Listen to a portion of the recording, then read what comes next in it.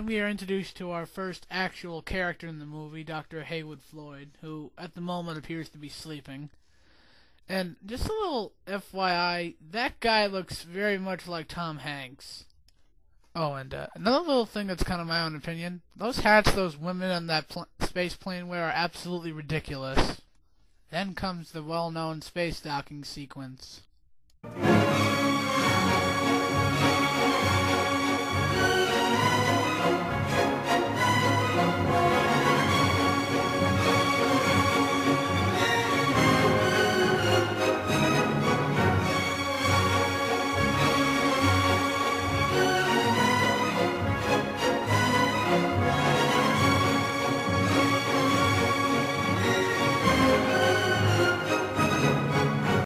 Then Haywood Floyd calls his daughter on video phone, which, why don't we have those if it's past the year 2001?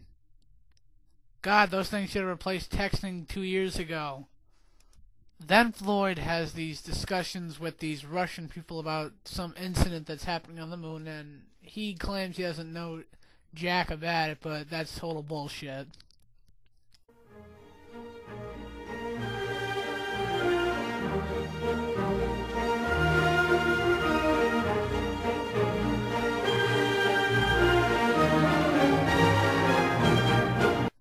Then after another 2-minute long docking sequence with the waltz music, we have probably the most dialectic scene in the entire film.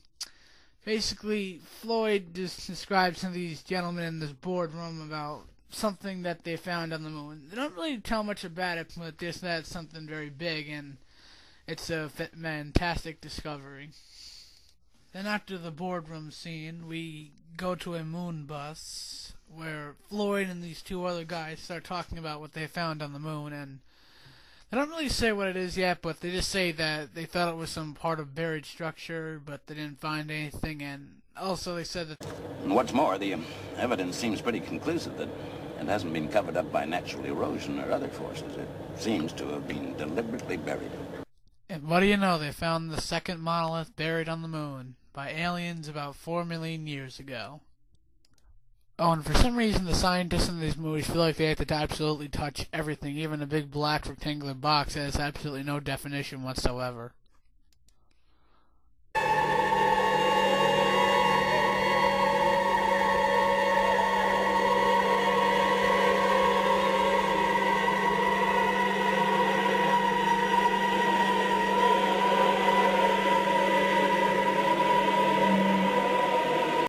Oh, and if you just heard that humming noise, which I'm pretty sure you did, that's actually the monolith's 1 millimeter force field.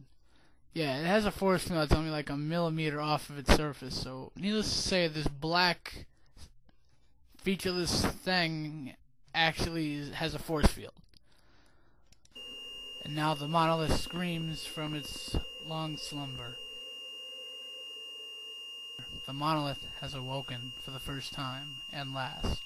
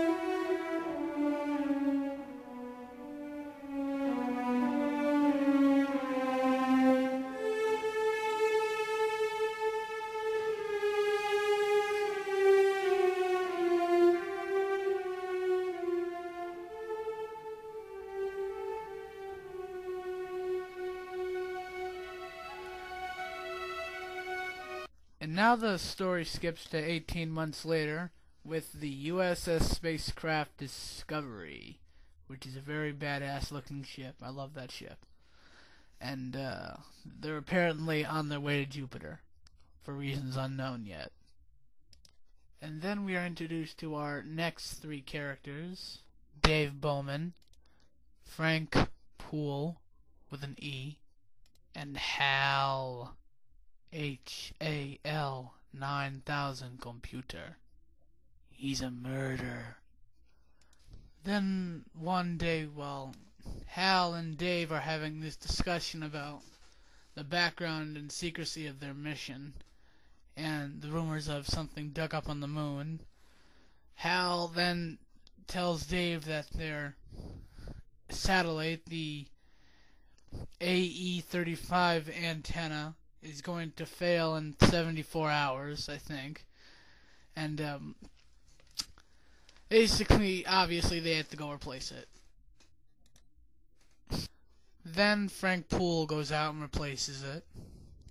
Then, after they check the unit, basically the computer says that there's absolutely nothing wrong with it, but Hal continues to insist that there is in fact something wrong with it, but then he basically suggests that they just put the unit back and let it fail, then they can find out what is wrong with it, which then they contact headquarters or whatever, and they say this is an okay idea, but their HAL 9000 computer says there's something wrong with the unit as well, but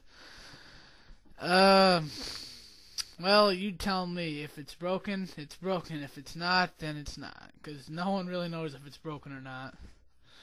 So then, yeah, they go put it back.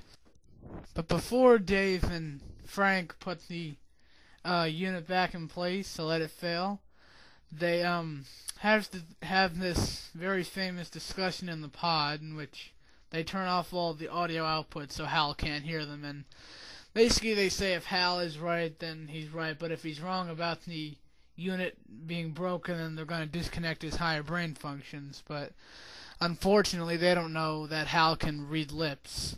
Even if he can't see or hear what you're saying, he can actually read your lips, which is kind of a stupid thought, because for some reason when they first entered the pod, they told Hal to rotate right in front of him so that way he can see them, which I don't really quite get that, but okay then.